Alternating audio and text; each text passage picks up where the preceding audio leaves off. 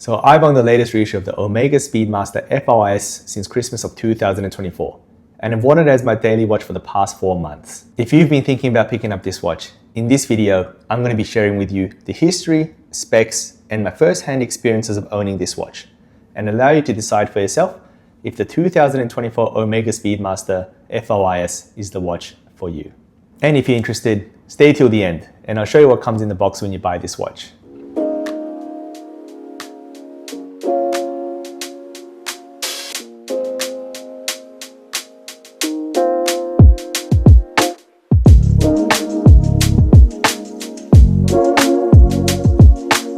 Hey everyone, my name is Leon, and I'm a watch fan based in Melbourne, Australia. I like to talk about watches, and I also like to learn and share about the real-life experiences of owning different watches. I've been interested in watches since 2019, and it's been my passion ever since. Now, just before we get into the watch, you should know that at the time of recording this video, there have been a total of 2 different reissues of the OMEGA Speedmaster FOIS, with FOIS being the first Omega in space. Both of these reissues pay tribute to the original second-generation Speedmaster, reference CK2998, which were in production from 1959 to 1963. The first reissue came out in 2012 and was later discontinued in 2021. Then after 3 years of retirement, last year, on the 3rd of October 2024, Omega released their second reissue, exactly 62 years after American astronaut Wally Schirra wore his own personal Speedmaster into space on the Mercury Atlas 8 mission, or better known as the Sigma 7 mission, on October 3rd, 1962. Although the watch never went outside the spacecraft, as it wasn't necessary for the objective of the mission, this model still claims the title as the first Omega in space. What makes this fact even more special is that Schirra's watch was his own personal watch, not a NASA-certified watch, as this was nearly 2.5 years before NASA would officially certify the Speedmaster in 1965 to be flight qualified for all manned space missions. Lastly, the 2012 FOIS was a numbered special edition, while this 2024 version isn't. Neither models are limited editions. Here's a rundown of the specs. The case of this watch is stainless steel with an aluminium bezel insert. The diameter of this watch is 39.7mm and has a thickness of 13.4mm. It has straight lugs with a lug-to-lug measurement of 48mm, and the lugs themselves are 19mm apart. This watch does not have a screw-down crown and has a water resistance of 50 meters. As with all Speedmasters, this has a chronograph complication, with its running seconds sub-dial at 9 o'clock, the chronograph minute counter at 3 o'clock, and the chronograph hour counter at 6 o'clock. Behind the closed case back is the movement inside, the Omega Caliber 3861, which is a manual winding movement with 50 hours of power reserve. It is also METAR certified. And here's what the lume looks like. Omega have put some extra touches on this watch, such as the sapphire crystal, which is actually made in the shape of a classic domed hezolite. This is an accurate look when compared to the watches of old. The crystal has an anti-reflective coating applied to the underside only. The dial is CVD coated in a blue-grey color, and is another nice tribute to some rare vintage CK2998 Speedmasters that left the factory in the 1960s. And last but not least, the Alpha style hands are also a nice historical touch. Now, the weight of the watch is always something that I'm interested in, because from experience, I found that a heavy watch can cause quite a bit of fatigue if you're wearing it throughout the entire day, especially if it's a daily watch. Let me show you how much the Speedmaster FOIS weighs. For my 16.5cm wrist, I had to remove 7 links from the bracelet. The watch weighs about 124 grams with 7 links removed. If we put all the links back on, the total weight of the watch is about 133 to 134 grams. At that weight, the watch wears really comfortably, and I can easily wear it for an entire day. So after 5 months, what are my personal experiences of owning this watch? Now, I don't mind this at all, but the absolute #1 experience I've had wearing this watch is everyone, especially non-watch people, telling me that this watch looks old or it's an old man's watch. Now, props to Omega. That means the design to make this watch look vintage has definitely worked.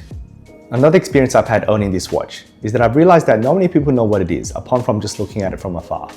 To me, this shows the Speedmaster FOIS is definitely not as recognizable to the public compared to the big iconic watches like the Rolex Submariner or even the Speedmaster Professional version. However, that leads me to my absolute favorite thing about this watch, its wearability. Not only in the sense of comfort, but how such a nice watch is able to be worn in any setting. Some say, who cares? You should do what you like, wear whatever you want, when you want. To those people, I really admire your confidence. But I've always believed that you should always dress appropriately for each separate occasion. Every watch has its place, but sometimes I feel certain watches are inappropriate to be worn at certain times, especially when it comes to our professional lives. Every situation is so unique for everyone. For example, a business owner in a price-sensitive industry who's wearing a full yellow gold Daytona during a contract negotiation might leverage against them. Meanwhile, this could be the total opposite if you're in private equity, where wearing a full yellow gold watch could give you the leverage to convert your client. Even then, there might be politics and egos within. However, that might be another topic for another video. Anyway, I say that to say this. The Speedmaster FOIS, because of its heritage and brand, and being just a little bit uncommon, I am confident it's a watch that's appropriate and respectable no matter what room you're in, and it's one of my go-to watches for a professional setting. The second thing I like about this watch is its design.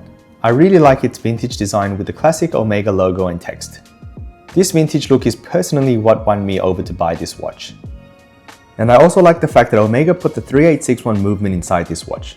It really gives me the confidence to take this watch anywhere. And lastly, I really like it when a watch has strong heritage and story, and this watch has exactly that. With its relation to space, and having the title of the first Omega in space, it is an important watch in Omega's history, and can be deemed as the pioneer that allowed for everything that came after it. What do I dislike about this watch? Absolutely nothing. I love this watch. I actually really look forward to trying it on the leather strap, so it can look even closer to the original. Though like every watch, it does have its weaknesses. Not that I think it's important or necessary for this watch in particular, but still, one of its weaknesses is its 50 meters of water resistance. Even though Omega officially says you can swim with it, just so long as you make sure not to touch the pushers. I personally wouldn't risk taking any watch underwater without a screw down crown. While they look great, another slight weakness is the legibility of the alpha hands. Because the alpha hands are thin and polished, and paired with the combination of a dark dial, they can become difficult to read under certain lighting conditions. Another small weakness is the clasp on the FOIS bracelet only has one step of quick adjust. This may not be enough quick adjustment, especially during the warmer seasons. The last weakness of this watch I found is the outer steel surround that houses the aluminium bezel is quite soft, or just not as forgiving. I'm not sure if this is the case with all Speedmasters, but I know I've been pretty careful with mine and don't remember any significant knocks to the bezel of my watch. But still, it's managed to collect a few minor dents to the outer steel surround of the bezel. And now finally, is this watch for you? This watch is for you if you like a watch that has a vintage look. If you want a sports watch that has a more dressier look than a sporty look. If you don't mind it going under the radar most of the time in public. If you're already looking to buy a Speedmaster, but one that's a little bit more uncommon compared to the Speedmaster Professional Moonwatch. If you don't mind it having a closed case back and not being able to see the movement inside. And this watch is for you if you don't plan to wear it during physical activities or swim with it. So what do you think? Is this watch for you? Let me know your thoughts in the comments. If you made it this far, you're probably interested, or at least somewhat interested in, the Speedmaster FOIS. Let me show you what comes with the watch.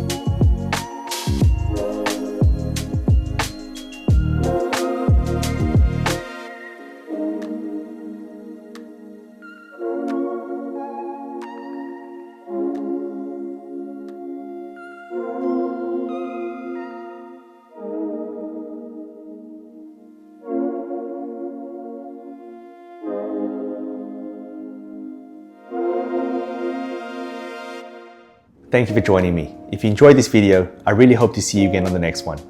See you next time.